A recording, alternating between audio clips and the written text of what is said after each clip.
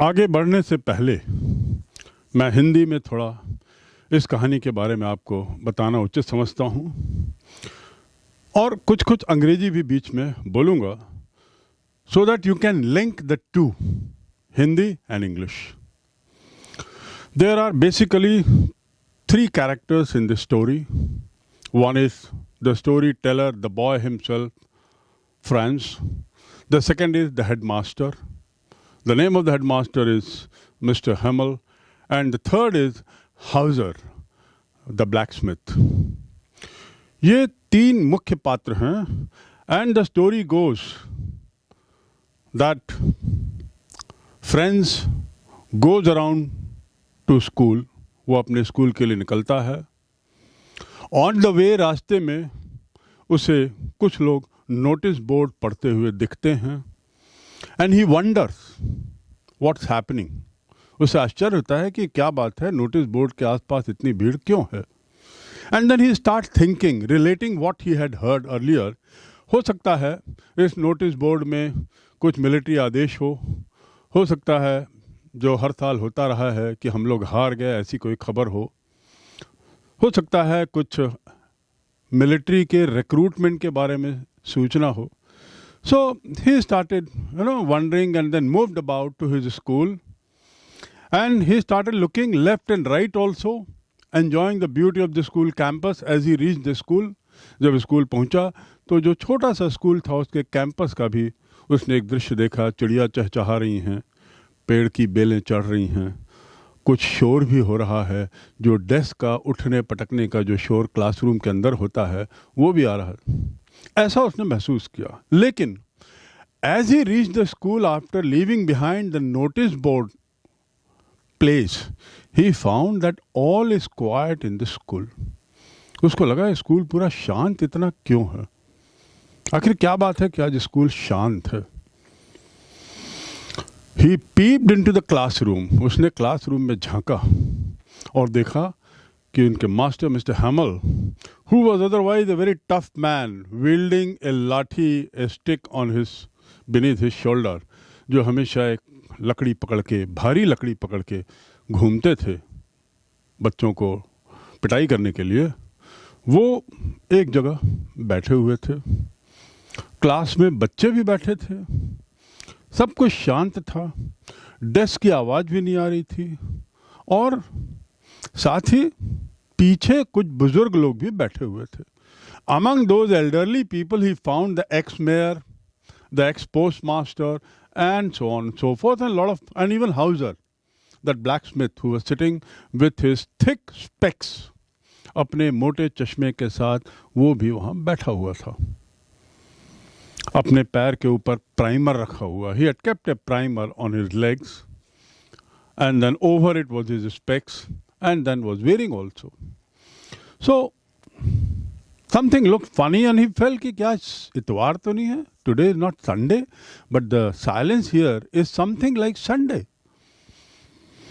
And then the question was how to go into the class. अब कक्षा के अंदर मैं कैसे जाऊं, थोड़ा लेट तो हो गया हूं ऐसा लगता है और सब कुछ शांत है. रोज के दिन मैं लेट आता था तो मास्टर पढ़ाते रहते थे, मैं किसी तरीके से कक्षा के अंदर घुस के अपनी जगह पे बैठ जाता था. Other days I used to enter into the class unnoticed by anyone because everybody would be busy in his work, and so quietly, coolly I would take my place and start my work. But today was a problem. Everything was peaceful. There was no work going on except everyone sitting at their places. And so he started thinking how to go. Should I bunk the class? क्या मैं class से निकल जाऊं और वो जो सुंदर सुंदर खेल के मैदान हैं वहाँ पे चला जाऊं, चिड़िया के अंडों को पकड़ूं, जो मैं कई बार करता था. But somehow I mustered my courage. Franz says, that little boy, he says कि मैंने अपना ताकत जुटाई और दरवाज़ा खोलकर मैं अंदर गया. With my head down, सिर नीचा करके शर्मिंदा होते हुए मैं क्लास के अंदर घुसा. The moment Mr. Hamel saw me, the headmaster, this time he didn't say anything. उन्होंने कुछ नहीं कहा. He just said, little boy, go and take your place. I won't get angry at you today. And that was the turning point for me. मैं समझ नहीं पाया कि आज ऐसा क्या हो गया जो सब कुछ शांत दिख रहा है. बुजुर्ग लोग बैठे हुए हैं, जहाँ मिस्टर हैमल का भी रवैया बदला हुआ है. Anyway, I went to my place, sat down, open the desk, picked up the book, बैठ गया. बैठने के बाद मिस्टर हैमल ने जो बात की वह इस कहानी का सार है. मिस्टर हैमल ने 3 बातें की. First of all he said, he made an announcement and that was, आज मेरा आखिरी दिन है, यह मेरा आखिरी पाठ है. This is my last lesson and today is my last day. From tomorrow a new master will come and will teach you German. लो, यहाँ तो हम फ्रेंच पढ़ने आ रहे थे रोज, और फ्रेंच वैसे ही मुझे समझ में नहीं आती थी ज़्यादा, और यहाँ तो अब जर्मन कल से पढ़ाया जाएगा, तो क्या मैं स्कूल आना बंद कर दूंगा? फ्रेंच ने सोचना शुरू कर दिया. He started thinking, what is this news? Further he heard mister हैमल saying, खबर आई है कि एल्जेस लोरेन जो ये एरिया है, ये हम हार गए हैं, जर्मनी ने इस पर कब्जा कर लिया है, और इसलिए कल से जर्मन फौजें यहाँ आ जाएंगी और यहाँ पे जर्मन सिखाया जाएगा. That was the announcement made by mister हैमल. दूसरी बात उन्होंने कही, कोई बात नहीं, मैं आप लोगों को बार बार कहता था कि फ्रेंच सीख लो, कक्षा में नियम से आओ, थोड़ा सीरियस हो, लेकिन आप लोग कल करेंगे. I used to tell you every day that please learn French. This is your mother language. This is your mother tongue. Have pride in it. Be regular and come regularly.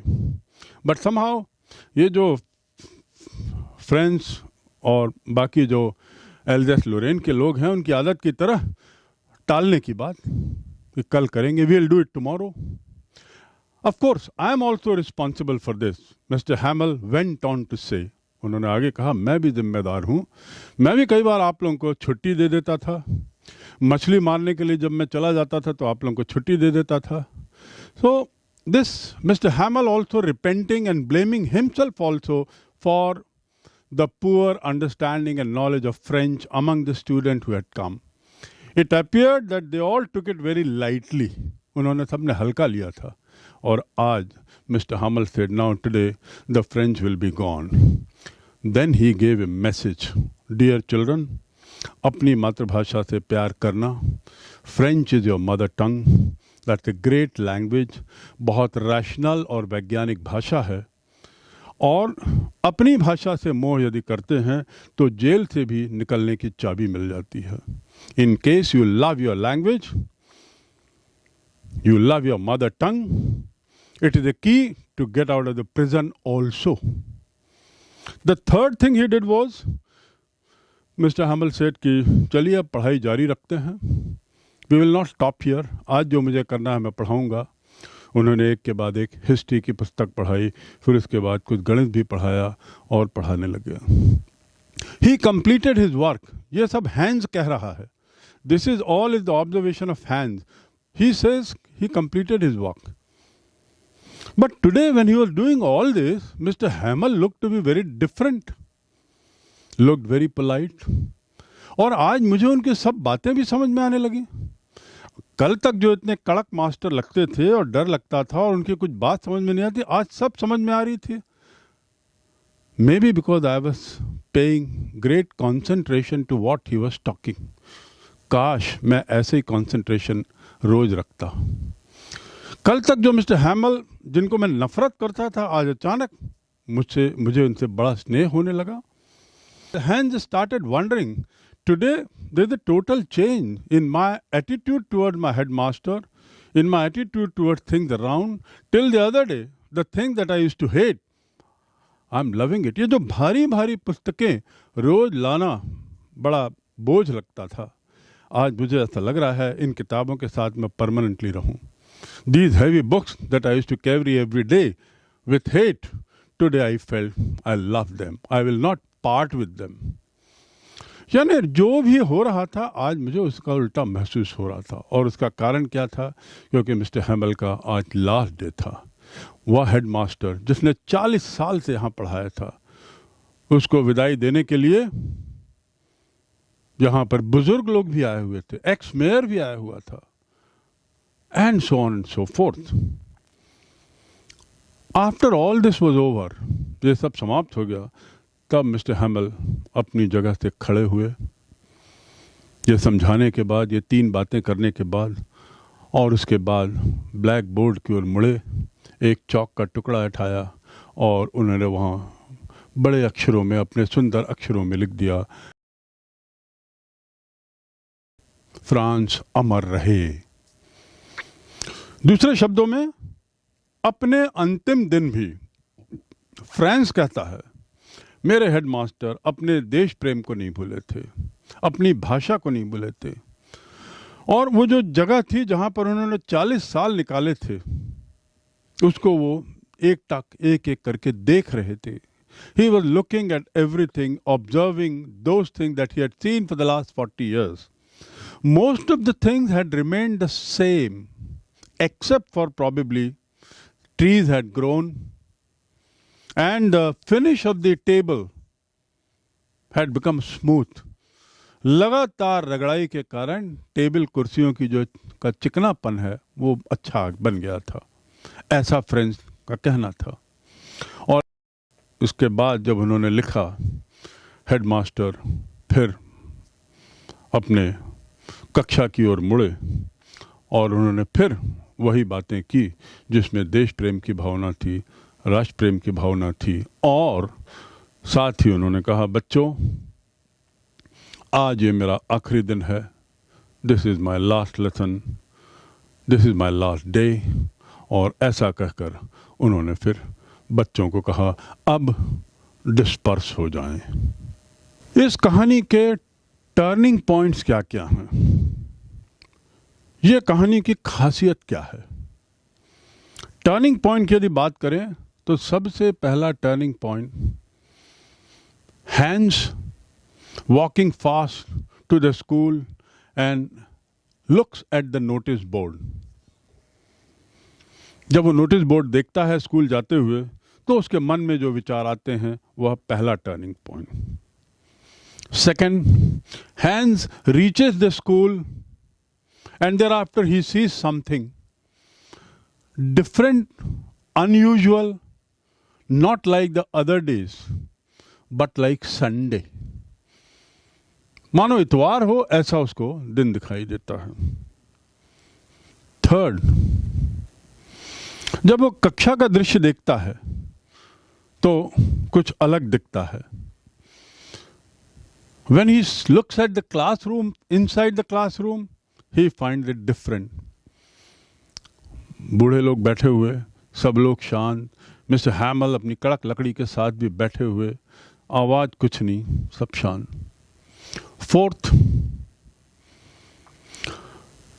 Hence ये सोचने लगता है कि आज हो क्या गया, क्या क्या बदल गया, आज कितना बदल गया है मेरा स्कूल, कितना बदला बदला लग रहा है। So fourth point is, Hans starts thinking what all has changed today. Mr. Hamel's behavior, his own behavior toward Mr. Hamel, approach toward Mr. Hamel, then the silence around, then the elderly people sitting at the back, then the flags where it is written, जिसमें लिखा हुआ है Alsace, France, ऐसी कॉपियाँ जो mister हैमल लेके आए थे और सबको बांट रहे थे। और अंतिम चेंज जो उसने देखा, अंतिम बात जो उसको बदली हुई लग रही थी, मिस्टर हैमल का खुद का बोलने का तरीका, बड़े शांत प्रिय, बड़े धैर्यपूर्वक वो सब बातें कह रहे थे, यहाँ तक कि उन्होंने फ्रेंच को भी नहीं डांटा। That is what French feels. Next turning point, जब मिस्टर हैमल ने अपनी बातें शुरू की तो उन्होंने जो 3 बातें बोली, what all he said, 3 point. Number 1, आज अंतिम पाठ है, अंतिम दिन है मेरा, today is my last lesson and last day. Second point, the love for the language. And third, बच्चों को जो उन्होंने कहा, अफसोस जाहिर किया कि फ्रेंच भाषा में अच्छी तरह नहीं सिखा पाया और उसके जो कारण गिनाए. Fourth, and then he said long live France. उन्होंने कुछ लिखा, बच्चों को फिर कुछ बातें कहीं और चलेगा. ये इस कहानी के टर्निंग पॉइंट्स हैं. इस कहानी का निष्कर्ष क्या होगा? If we talk about the moral of this story, what this story intends to give us, ये कहानी हमें क्या देती है? यदि हम इस पे जाएं तो point number 1, it tells us that we must love our language. Language builds patriotism. Number 2, the psychology of the child. बच्चे की जो मानसिकता है वह भी यहाँ दिखाई दे रही है. The psychology of the child. Third, बच्चे की मानसिकता से ये पता लग रहा है कि यदि वह नफरत कर रहा है तो वह प्रेम भी करना जानता है. वही शिक्षक जो उसको बड़े सख्त लगते थे आज उसे बड़े ही प्यारे लग रहे थे. वह उन्हें मिस कर रहा था. उसको बार बार लग रहा था कि कल से ये मेरे हेडमास्टर, मेरे मास्टर नहीं रहेंगे. नंबर 4, मिस्टर हैमल जिन्होंने एक जगह इतने वर्ष काम किया, वो जो चीज़ों को मिस कर रहे थे उसका जो विवरण है, that is the turning point.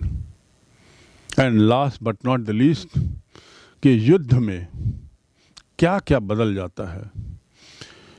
युद्ध 2 देशों के बीच और यहाँ पर एक स्कूल बंद होने की कगार पर, या युद्ध के परिणाम स्वरूप एक भाषा का हट के दूसरी भाषा का आना और उसका लादा जाना, कितना वहाँ के लोगों को नागवार गुजर रहा था. एक बच्चा, फ्रेंच नाम का बच्चा भी समझ रहा था कि अब मेरे लिए जर्मन भाषा मेरे पे लादी जाएगी.